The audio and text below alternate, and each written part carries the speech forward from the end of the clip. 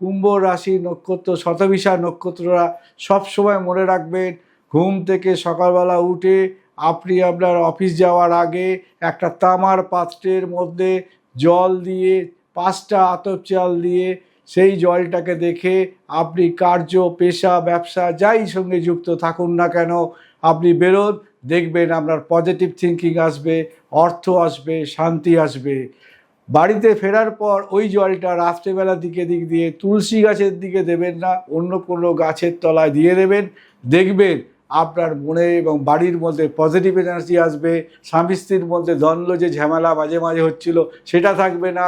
পুত্র কন্যা যে পড়াশোনার প্রতি অবহেলা ছিল তাদেরও ফলাফল দেখবেন, তারাও পড়ায় মনোনিবেশ করেছে।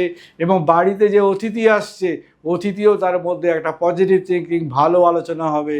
তাই কুম্ভ রাশির ক্ষেত্রে শতভিষা নক্ষত্ররা এই পন্থা আপনি কাজে লাগান, আপনার সাফল্য হতে বাধ্য। সঠিক সময়, সঠিক সিদ্ধান্ত, সাফল্যের সঠিক দিশা।